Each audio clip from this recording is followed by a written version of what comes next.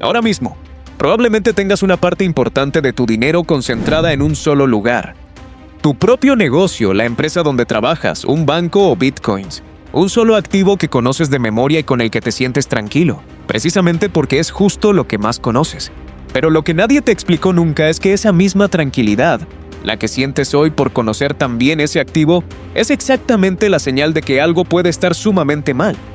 Hoy vas a entender por qué pasa eso y cuál es la regla que usan los grandes patrimonios para evitar que una sola mala decisión pueda destruirlos. Y vas a ver como ejemplo qué les pasó a 15,000 personas que sintieron exactamente esa misma tranquilidad un mes antes de perderlo absolutamente todo.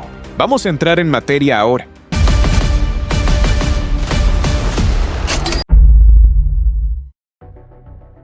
La empresa se llamaba Enron y durante años fue una de las más admiradas de Estados Unidos. Aparecía en portadas de revistas de negocios como ejemplo de innovación, con un precio de acción que parecía no tener techo.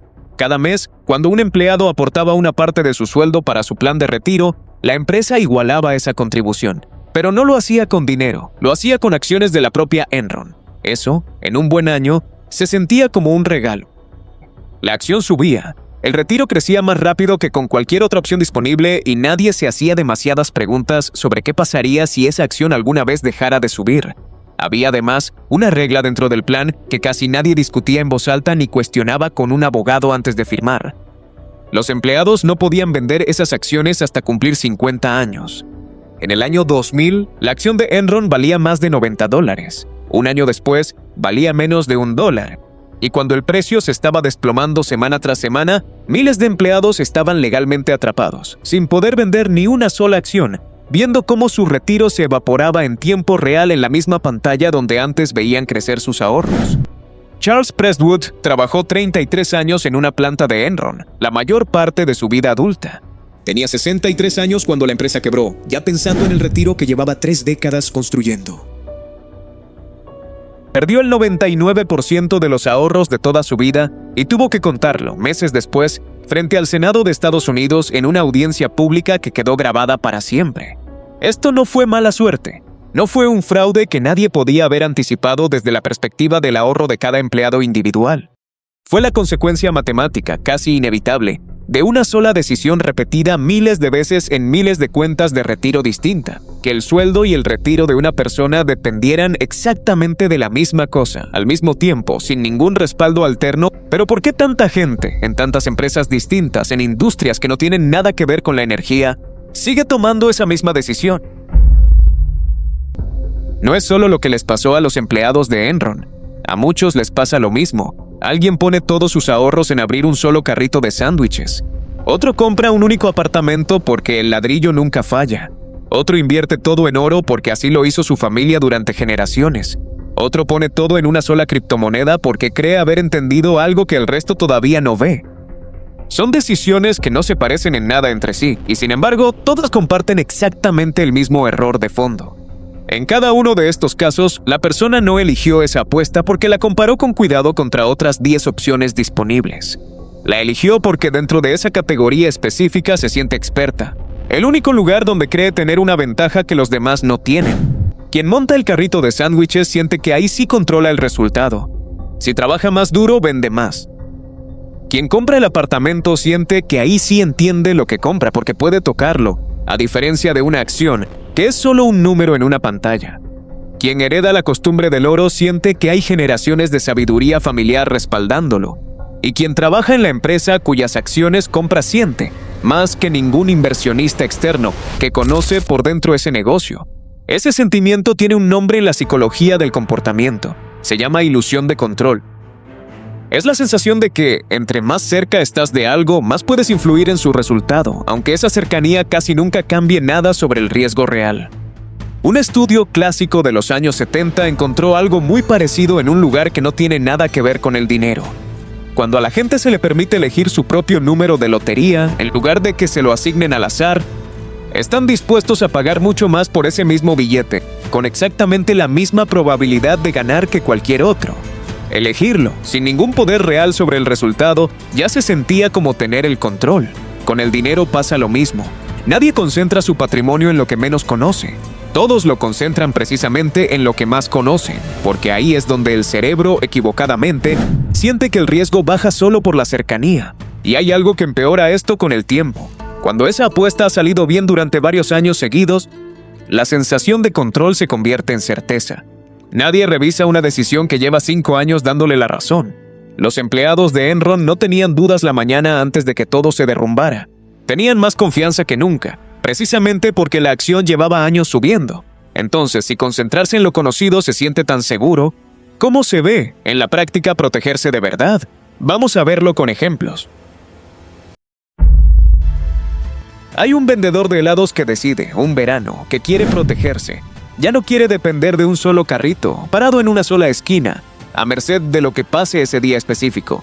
Así que abre un segundo carrito de helados en la esquina de enfrente, en la misma cuadra, con otro sabor, otro color de sombrilla y otro nombre pintado a un lado.